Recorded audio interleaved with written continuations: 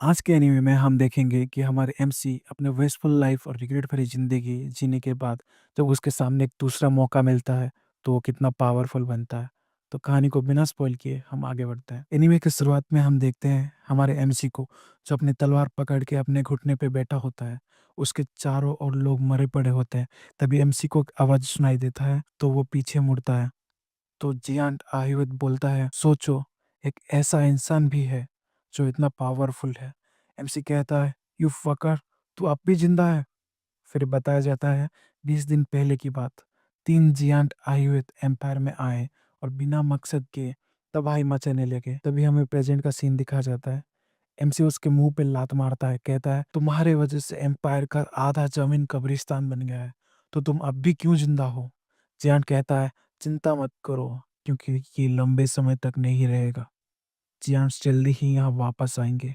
MC कहता है, बढ़िया है, तुम्हारे दोस्त जो मर गए हैं वो तुम्हारा इंतजार कर रहे हैं। जियांट कहता है, दोस्त? एमसी कहता है, हाँ दोस्त। जो दो बास्टर्ड तुम्हारे साथ आए थे, उनमें से एक रेड ड्रैगन के हाथों जल के राख बन गया और दूसरा हमेशा के लिए सील कर दिया गया है, बुढ़े लॉरेन के द्वारा। तुम यही डिजर्व करते हो, कीड़े कहीं के। जैन कहता है, अपने शब्दों से सच को मत छुपाओ। ताकतवर बंदे, सितारों के बच्चे एक दूसरे के साथ अपनी सेंस शेयर करते हैं, और मैं जानता हूँ जिन लोगों ने उन्हें चुनौती दी है वो सब मारे गए हैं, और इसका मतलब तुम जैसे ताकतवर लोग अब इस दुनिया में नहीं है। एमसी कहता है, हाँ, क्या बकवास कर रहे हो, मरने के हालात में भी। जियान कहता है, धोखा मत दो, मुझे पता है तुम्हारा भी अंत जल्द ही आने वाला है। ये सच में एक राहत है। अगर तुम्हें जल्द ही समझ आ जाता अपना टैलेंट और तुम ट्रेनिंग में लग जाते, तो तुम हमारे महान इच्छा में एक कांटा बनते। एमसी कहता है, तुम कमीने, तुम कब से बकवास कर रहे हो। मैं अपना जीवन बर्बाद कर दिया, मुझे याद दिलाने की जरूरत नहीं है। तो मुंह बंद करो और मर जाओ। जियांट कहता है, तुम एक इम्प्रेसिव इंसान हो, अपने पे गर्व करो, लेकिन अंत में तुम्हारा दुनिया तबाह और बर्बाद कर दिया गया स्टारलाइट के हाथों। फिर एमसी उसका सर काट देता है। एमसी कहता है, जब ये पहले ही बीत चुका है तो मैं क्या करूं। एमसी घुटने में आ जाता है और अपने पास्ट का बात याद करता है, अपने दोस्तों को बात याद करता है, और सीन प्रेजेंट में आता है और उसके टीममेट का सर दिखाया जाता है। एमसी कहता है, तो तुम सब यही हो, तुम इडियट्स, तुम लोग को क्या मिला आखिर तक लड़ाई करके। क्या तुमको लगा कि मैं थोड़ा स्ट्रांग हो तो तुम भी स्ट्रांग हो। तुम्हें इशारा समझ जाना चाहिए था और यहाँ से भाग जाना चाहिए था। आखिर तक बेवकूफ रहे। आखिर क्यों उन जियांट्स के खिलाफ जिसने स्ट्रॉन्गेस्ट स्वार्ड्समैन का भी ऑरा को डिफ्लेक्ट कर दिया। आखिर क्यों सिर्फ मेरा ही तलवार उनके सामने काम किया। अगर ऐसा नहीं होता और मेरे बदले कोई और इसको लीड करता, तो शायद तुम लोग सबसे पहले नहीं मरते। मुझे पता नहीं। तभी एक आवाज सुनाई देता है, क्या इधर कोई नहीं है। एमसी कहता है, ये वॉइस, तुम जिंदा हो। और एमसी उठ के आगे जाता है। वो देखता है आगे पत्थर के पास एक लड़की। एमसी कहता है, तो तुम जिंदा हो, जनरल आदिशन। तो वीडियो में आपका स्वागत है, अब देखेंगे आगे। एमसी कहता है, आप जिंदा हो ग्रांड कमांडर। एमसी कहता है, ग्रांड कमांडर का हाल ये क्या हो गया। ग्रांड कमांडर कहती है, तुम रोनान कॉर्पोरल नहीं हो क्या। तुम्हारा हाल देखो। तुम्हारा भी हाल कुछ खास नहीं है। लेकिन सबसे ज्यादा इम्पोर्टेंट है जियांट आयुध, क्या वो मर गया। एमसी कहता है, हाँ, मैंने उसे मार दिया, उसका बॉडी ज़्यादा दूर नहीं है। ग्रांड कमांडर कहती है, अच्छा ऐसा है, वो मर गया। Thank you corporal Lonan. MC कहता है, अगर तुम इतना ही ग्रेटफुल हो तो मेरी एक रिक्वेस्ट है। ग्रांड कमांडर कहती है, एक रिक्वेस्ट। एमसी कहता है, हमेशा जंग में मारे गए सोल्जर्स को छोड़ दिया जाता है या जला दिया जाता है, लेकिन इस बार क्या हम उन्हें रिस्पेक्ट दे सकते हैं। ग्रांड कमांडर कहती है, मुझे नहीं पता, मैं मरे हुए हालत में हूँ, मेरे से अच्छा तो तुम दिख रहे हो, तो क्या तुम ये सब कर सकते हो। एमसी कहता है, कमांडर मैं। और वो तभी खांसने लगता है और उसके मुंह से खून निकलता है। एमसी कहता है, अब देख ही रहे हो कमांडर मेरी हालत, मैं कभी भी मर सकता हूँ। मैं पागल जैसा रहा और कुछ कर नहीं पाया, तो मुझे बुरा फील हो रहा है ऐसे मरते हुए। ग्रांड कमांडर पूछती है, अगर तुम बच जाते हो तो क्या तुम्हें कुछ करना है क्या। एमसी कहता है, हाँ, मुझे तो बहुत कुछ करना है, लेकिन अभी के लिए बस यही सोच सकता हूँ कि अगर मैं एकेडमी गया होता तो कैसा होता। ग्रांड कमांडर कहती है, अच्छा एकेडमी क्यों। एमसी कहता है, बात ऐसा है कि जियांट ने जो कहा वो मुझे परेशान कर रहा है। पर सबसे ज़्यादा ज़रूरी मेरी बहन की इच्छा थी कि मैं अकेडमी जाऊँ। लेकिन जल्द ही मेरे मरने के बाद मैं अपने परिवार से मिलूँगा। ग्रांड कमांडर कहती है, बारिश खत्म होने के बाद सर्च पार्टी वाले ढूँढने आएँगे। एमसी कहता है, मैंने आपको पहले ही कहा कि मैं मरने वाला हूँ। आप ऐसा क्यों बोल रहे हो? इस बात का अब कोई मतलब नहीं है। तभी अचानक से बारिश रुक जाता है। एमसी कहता है, क्या बारिश रुक गया? तभी वो प्रेशर महसूस करते हैं। ये प्रेशर ये प्रेशर तो 8 पंखों वाला जियांट। हमें दिखाया जाता है आसमान में हर तरफ जियांट्स होते हैं। ये क्या है? अभी ये लोग कहाँ से आ गए? ऐसा नहीं हो सकता। 3 जियांट्स काफ़ी नहीं थे क्या? आखिर में हम दुनिया बचा ही नहीं पाए। अब तीसरी बार बस एक आखिरी मौका बचा है। उसके अलावा कुछ सोच नहीं पा रही। एमसी बुलाता है, कमांडर, ग्रांड कमांडर, आप क्या कर रहे हो? उसमें आइए, जल्दी करिए और मुझे ऊपर फेंकिए। यहाँ से मेरा तलवार उन तक नहीं पहुँचेगा। ग्रांड कमांडर कहती है, तुम लड़ने वाले हो? इस सिचुएशन में? एमसी कहता है, तो क्या मैं बैठ के तमाशा देखता रहूं? अगर मैं मर भी जाऊं तो उनसे नहीं डरूंगा। ग्रैंड कमांडर सोचती है, इस सिचुएशन में भी पीछे नहीं हट रहा। वो एक असली मर्द है, इसलिए हम इतना तक सर्वाइव कर पाए। ग्रैंड कमांडर एमसी को बुलाती है और किस कर लेती है। हमें दिखाया जाता है, एमसी के मुंह में एक ऑर्ब डाल देती है। एमसी कहता है, मेरे मुंह में ये क्या डाला आपने? ग्रांड कमांडर कुछ कहती है लेकिन हमें वो बताया नहीं जाता। एमसी कहता है, आप इस वक्त क्या कह रहे हो? ग्रांड कमांडर कहती है, कॉर्पोरल रोनन, अगर हम दोबारा मिले तो मुझे बताना कि मैं स्टूपिड ना हूँ और एक टेलर बन जाऊँ। मैंने बहुत कुछ किया है लेकिन वैसा कुछ नहीं किया। पीछे आसमान में दिखाया जाता है, जियांट्स आई हुए पावर बॉल बना रहा होता है। वो उन दोनों की तरफ फेंक देता है और वहाँ जोरदार धमाका होता है। हमें दिखाया जाता है वही ऑर्ब को। फिर एमसी की आंख खुलता है। एमसी चिल्लाते, ग्रांड कमांडर, ग्रांड कमांडर। फिर एमसी आगे देखता है, कहता है, इम्पॉसिबल। ये जगह, क्या ये मेरा होम टाउन निम्बोटिन है? क्या मैं सच में पास्ट में वापस आ गया? हमें एक सिस्टम दिखाया जाता है, special note, day 1 of regression. MC एक पेड़ के नीचे बैठा होता है और कह रहा होता है, ग्रांड कमांडर सच कह रही थी। फिर हमें पहले की बात बताया जाता है, जब वो एमसी को किस की होती है। एमसी पूछता है, ये आपने मेरे मुंह में क्या डाला?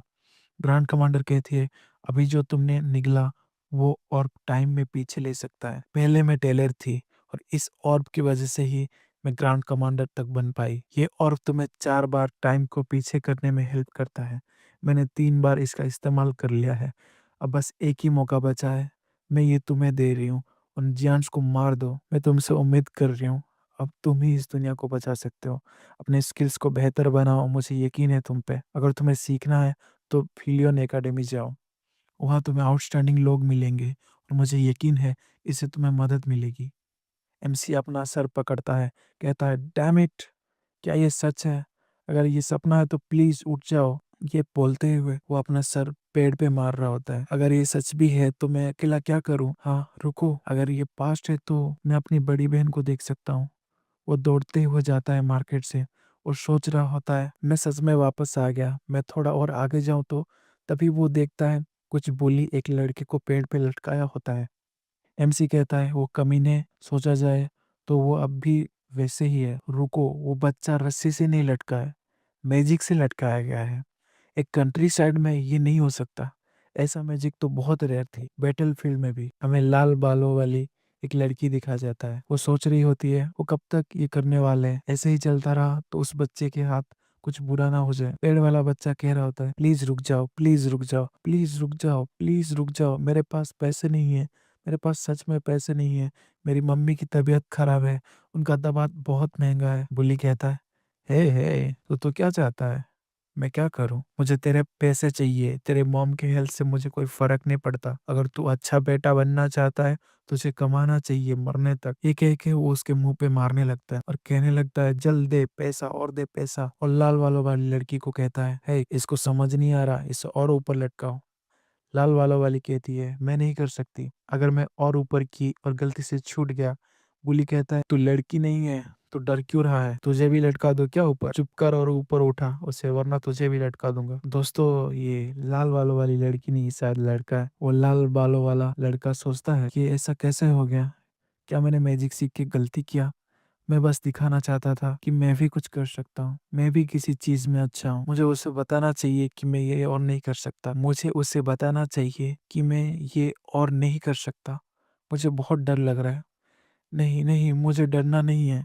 और कहता है प्लीज़ रुको। तभी एमसी उसके सर पे लकड़ी से मारता है और वो पेड़ पे लटका हुआ लड़का नीचे गिर जाता है। बुली गुस्सा हो जाता है, कहता है क्या कर रहे हो तुम? उसने बोल दिया तो तुम इसे बंद कर दोगे? क्या ये फनी लग रहा है? लाल बालों वाला लड़का कहता है नहीं, नहीं, मैंने जानबूझ के नहीं किया। एमसी कहता है असली डरो मत इस कचरे से और मुझे बताओ। पीछे से बुली कहता है ए तू कमीने। एमसी पूछता है तुमने ये टेलीकिनेसिस मैजिक कहाँ से सीखा? लाल बालों वाला लड़का कहता है कि मैजिक की किताब से सीखा।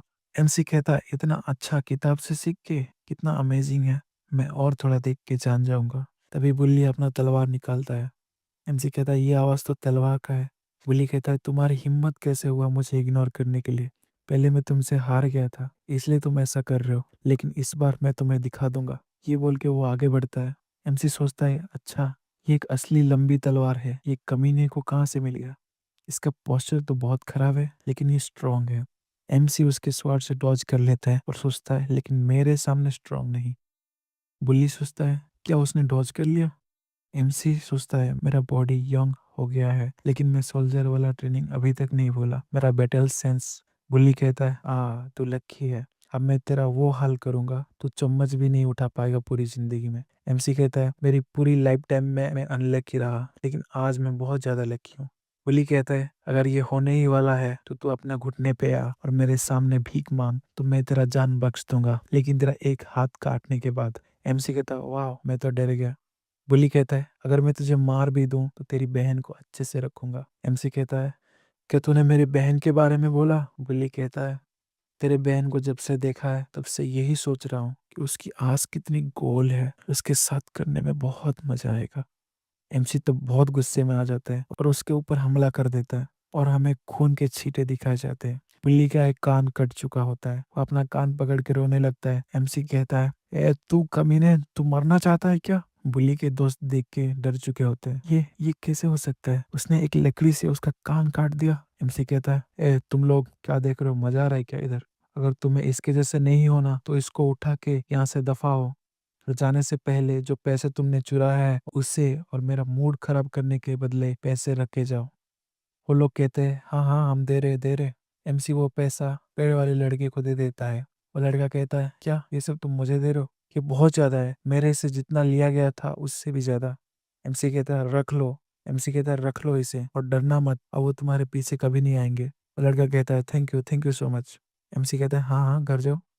तभी पीछे से लाल वाला वाला लड़का कहता है आई एम रियली सॉरी, उन्होंने मुझे डराया, तब भी मुझे पता था मुझे वो नहीं करना चाहिए था, पर मैं डर गया था, मैं अपने आप को रोक नहीं पाया, ये मेरी ही गलती है, आई एम सॉरी। पेड़ वाला लड़का कहता है आसले तुम रो रहे हो पहले की तरह, जब वो बुली तुम्हें लेके आए थे वैसे ही।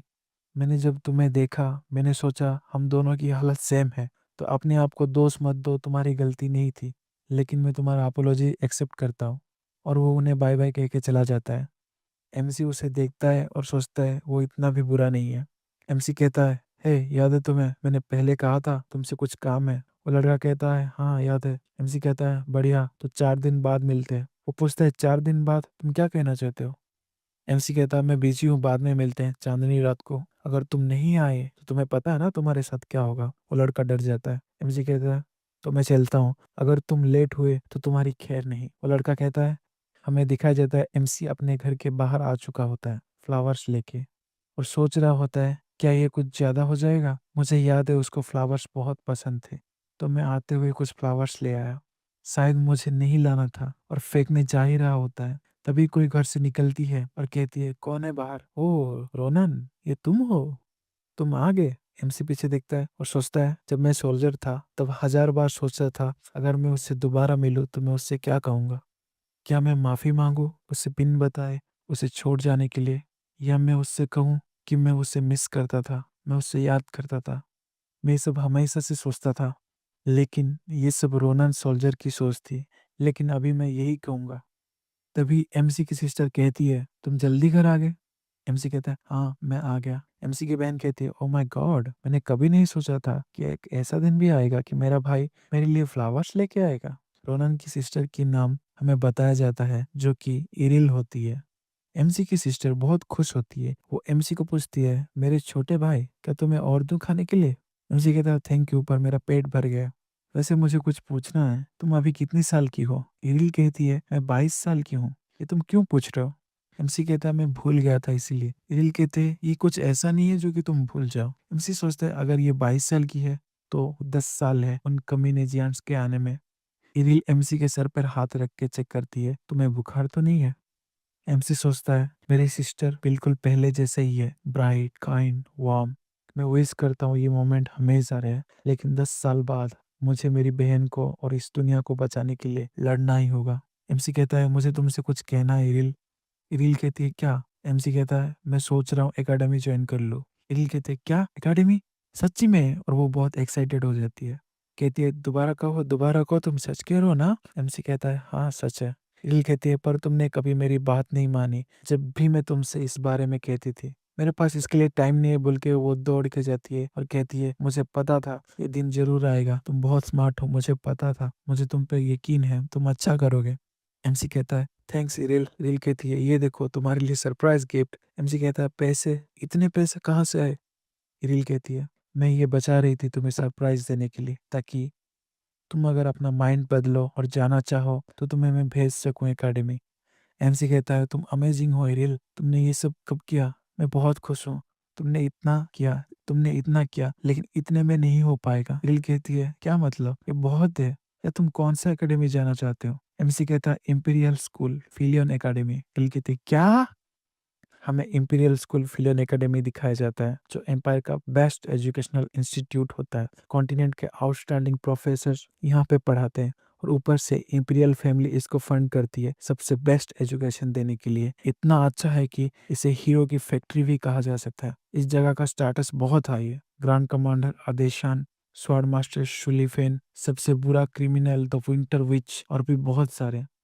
अभी मुझे समझ आ रहा है ग्रांड कमांडर मुझे क्यों बोली यहाँ आने के लिए। इसका एंट्रेंस स्टैंडर्ड और फी बहुत हाई है। ये बहुत ज़्यादा मशहूर है, ये भी एक प्रॉब्लम है। एमसी सोचता है, आते वक्त उसका सिस्टर कितना खुश थी।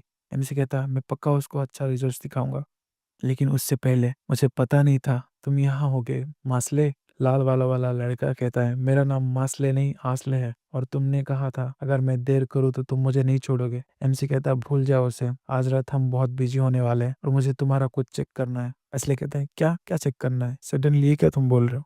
एमसी कहता है, ज्यादा कुछ नहीं, मेरे पे टेलीकिनेसिस यूज करो, मुझे जितना ऊंचा उड़ा सकते हो उतना ऊंचा उड़ाओ। असली कहता है, टेलीकिनेसिस यूज करो सडनली, ये क्यों बोल रहे हो? और इतना डेंजरस चीज में तुम पे क्यों करूँ? एमसी कहता है, ये इतना भी डेंजरस नहीं है, मैं जैसा कह रहा हूँ वैसा करो। इसलिए कहती है, तो शुरू करते हैं। अपना टेलीकिनेसिस इस्तेमाल करती है, इनविजिबल हैंड। एमसी सोचता है, देखो तो ये पहले से बहुत अच्छा हो गया है, मैंने सोचा नहीं था। वैसे इतने हाइट और स्टेबिलिटी में जियांट से फाइट नहीं हो पाएगी। पहली वाली फीलिंग्स, पहले लड़ाई का मैदान, ये वही स्किल है जिसके वजह से जियांट से इक्वल होके फाइट कर पाया मैं। रेयर जादूगरों के बीच में भी टेलीकिनेसिस बहुत रेयर एबिलिटी है। इसका मतलब ये लड़का बहुत इंपोर्टेंट होने वाला है मेरे और जेंट्स के फाइट के बीच में। अब आएगा मजा लड़ाई में। असले कहता है, रोनन थोड़ा डिफिकल्ट हो रहा है मेरे लिए, क्या तुम नीचे आओगे? एमसी कहता है, थोड़ा रुको, मुझे मुझे बस एक और चीज टेस्ट करना है, मैं अपने आप नीचे आ जाऊंगा। असली कहता है, क्या मतलब अपने आप नीचे आ जाओगे और कैसे? तभी एमसी अपना तलवार निकालता है और उसके माना को काट देता है और नीचे आ जाता है। असले हैरान होके कहता है, रोनन ये क्या था अभी? तुमने मेरे माना को काट दिया। रोनन तुमने ये क्या किया और कैसे किया?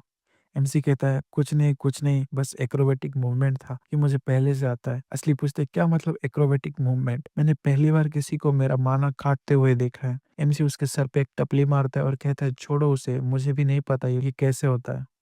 अभी ये सोचने जाऊं तो बहुत टाइम लग जाएगा। वो सोचता है, शायद यही एक रीजन था जिसके वजह से मेरा तलवार उनके सामने काम किया। ये मुझे धीरे धीरे समझ आ रहा है। अभी मुझे कुछ करना है। वैसे भी तुमने टेस्ट पास कर लिया है, तो इसे पकड़ो और मेरे पीछे आओ। सुबह होने से पहले हमें कुछ करना है। असली पूछते, क्या इतनी रात को क्या करना है? एमसी कहता है, क्या मतलब इतनी रात? शायद यही पहले पेज होगा रोनन्स बायोग्राफी का, एम्पायर का सबसे ग्रेटेस्ट बुक, जिसे जिनेक्स रिकेप एक्सप्लेन करेगा। असली पूछती है, फिलियन एकेडमी? हाँ। रोनन, शायद मैं कुछ गलत सुन लिया है।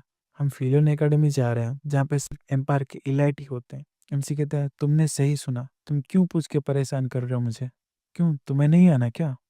असले कहता है, नहीं वो प्रॉब्लम नहीं है, तुम्हारे पास मार्शल आर्ट्स का टैलेंट है तो तुम्हारा सही है, पर मुझे कुछ नहीं आता। और मैं कायर हूँ और डरपोक हूँ। एमसी कहता है, हे असले, क्या तुम्हें ऐसे ही जीना है? अपने अच्छे टैलेंट के साथ तुम उसे बर्बाद कर रहे हो। क्या तुम्हें ऐसे ही लाइफ चाहिए? सच कहे तो तुम पागल हो, कायर हो, डरपोक हो, तुम रोतड़ू बच्चे जैसे रोने लगते हैं, और तुम लूजर हो जो डरता रहता है। ये बात सीधा असले के दिल पे चुभ रहा होता है। एमसी कहता है, लेकिन ये चलेगा क्योंकि तुम अब से बदल सकते हो, लेकिन एक बार वक्त बीत गया तो वापस नहीं आएगा। एक दिन तुम पछताओगे। एमसी मन में सोच रहा होता है, जैसे मैंने पछताया मेरे पुराने लाइफ में। असले कहती है, ओ माय गॉड रोनन, मेरे जैसे के लिए तुम इतना फिक्र कर रहे हो। एमसी कहता है, तुम्हें फोर्स नहीं करूंगा क्योंकि ये तुम्हारी लाइफ है। तुम चाहो तो वापस जा सकते हो, मैं बिजी हूँ तो मैं चलता हूँ। इसलिए कहता है, रुको रोनन, मैं भी बदलना चाहता हूँ, मैं भी तुम्हारे साथ फिलियन एकेडमी चलूंगा। तुम मुझे भी बताओ मुझे क्या करना है। एमसी की व्हील स्माइल देता है, ठीक है, ये पहली बार जब तुम मर्द जैसा बोले। पहला काम शुरू करे। असली कहता है, हाँ चलो। एमसी की व्हील से स्माइल देके सोचता है, मैंने जैसा प्लान किया था वही हो रहा है। हमें आग दिखा जाता है। असली देख के हैरान होती है, कहती है, रोनन, ये मेरा पहला काम? एमसी कहता है, हाँ, मैंने बेस्ट ओपोनेंट ढूंढा है तुम्हारा स्किल्स को बाहर निकालने के लिए। हमें लूनर गॉब्लिन दिखाया जाता है जो उनका लीडर होता है। एमसी कहता है, आसले, क्या कहते हो, ये बढ़िया है ना? आसले की फट रही होती है एकदम। एमसी कहता है, तो शुरू करे। हमें बताया जाता है लूनर गॉब्लिन जो कि इस एरिया में कॉमनली दिखते हैं, वो नॉर्मल गॉब्लिन से थोड़ा डिफरेंट होते हैं। उनका स्किन कलर येलो होता है और उनके बॉडी के पीछे सिंग जैसे निकले होते हैं। लेकिन उनका सबसे यूनिक चीज है कि वो लोग सोना और ट्रेजर के पीछे पागल होते हैं। वो मर्चेंट्स को घेर के उनको लूट लेते हैं, सारा सामान एक जगह करके फुल मून के रात फेस्टिवल मनाते हैं, जैसे आज फुल मून है। असली कहता है, तो हमारे यहाँ आने का वजह ये है? एमसी कहता है, यस, हम लोग आज इनके ट्रेजर चुरा लेंगे। असली कहता है, मैंने ये कभी नहीं सुना था कि गॉब्लिन ट्रेजर इकट्ठा करके फेस्टिवल मनाते हैं, लेकिन ये तुम्हें कैसे पता? एमसी कहता है, मुझे पता है, मेरे पास अपने रास्ते हैं।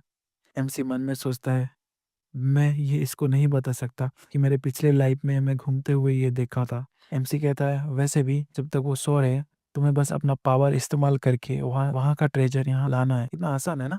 असली कहता है, ये इतना भी आसान नहीं है। अगर मैं गलती किया और वो उड़ गए तो बहुत बुरा होगा। ये बहुत खतरनाक है, हमें दोबारा सोचना चाहिए। एमसी कहता है, तुम कितना डरपोक हो, मेरी बात सुनो। हमें फिलियन एकेडमी जाना है ना, तो हमें दो चीज अभी चाहिए। पहला तो पैसा, क्योंकि वहाँ का फीस बहुत हाई है, और दूसरा रियल एक्सपीरियंस। पैसा तो एक प्रॉब्लम है, लेकिन ये एक्सपीरियंस बहुत जरूरी है। तुम्हें पता ही होगा फील्ड में जिनिस लोग भरे पड़े हैं, जिनको कि पैदा होने से ही इलाइट ट्रेनिंग दिया जाता है। क्या तुम इनके खिलाफ जीत सकते हो?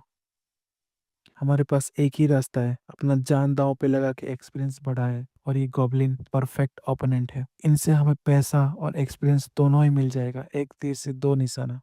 क्या मैं गलत हूँ, या तुम्हारे पास कुछ और तरीका है क्या? असली कहते, नहीं, मेरे पास नहीं है, लेकिन।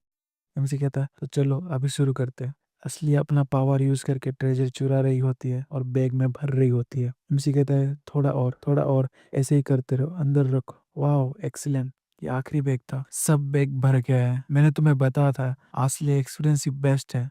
ये काम कर गया। एमसी मन में सोचता है, मुझे नहीं लगा था ये इतना अच्छा होगा, ये तो मेरे सोच से भी अच्छा निकला। एमसी एक ईविल से स्माइल करता है और सोचता है, एक अच्छा चेला ढूंढ लिया मैंने। एमसी कहता है, अच्छा ठीक है, सब बैग भर गया है तो हम चलते हैं। इसलिए कहता है, सच में हम जा रहे हैं? एमसी कहता है, क्या हमें और भी कुछ करना है? कुछ बुरा होने से पहले चलो चलते हैं। तभी हमें एक कौवा दिखाया जाता है जो उड़ के जा रहा होता है, और उसके पीछे लोग पड़े होते हैं, लोग चिल्ला रहे होते हैं उस कौवे पे। एमसी आवाज सुन के कहता है, इतनी रात को कौन पागल लोग शोर मचा रहे हैं? तभी गॉब्लिन उठ जाते हैं और देखता है इतनी रात को कौन शोर मचा रहा है। तभी वो देखता है उनका ट्रेजर खाली हो चुका होता है। तभी वो सबको उठाता है। सब चिल्ला रहे होते हैं, ट्रेजर ढूंढो, ट्रेजर ढूंढो। तभी उन्हें हमारा एमसी और असले दिखते हैं। एमसी कहता, मर गए गुरु।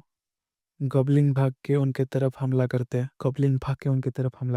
आसले का एकदम फट रही होती है। एमसी कहता है, मुझे लगा ही था, इतनी आसानी से सब हो रहा था। आसले कहता है, रोनन, अब क्या करें हम? क्या हम बैग फेंक के भाग जाए? एमसी कहता है, बिल्कुल नहीं, इसके बिना तुम कैसे फीस भरोगे? क्या तुम इतना कमा सकते हो? असले कहता है, अभी अभी वो जरूरी नहीं है, गॉब्लिन आ रहे हैं। एमसी सोचता है, ये लॉन्ग शॉट चीप स्टील से बना है, ज्यादा से ज्यादा मैं इससे 15 गॉब्लिन मार सकता हूँ, लेकिन वो लोग 30 है। वो लोग एमसी की तरफ कूद के आ रहे होते हैं। एमसी तलवार निकालता है और फट से उनका सर काट देता है, और सोचता है, अब और 14 बच्चे हैं। आप लोग को ये वीडियो कैसा लगा? अगर आपको इसका नेक्स्ट चैप्टर चाहिए तो मुझे कमेंट्स में बता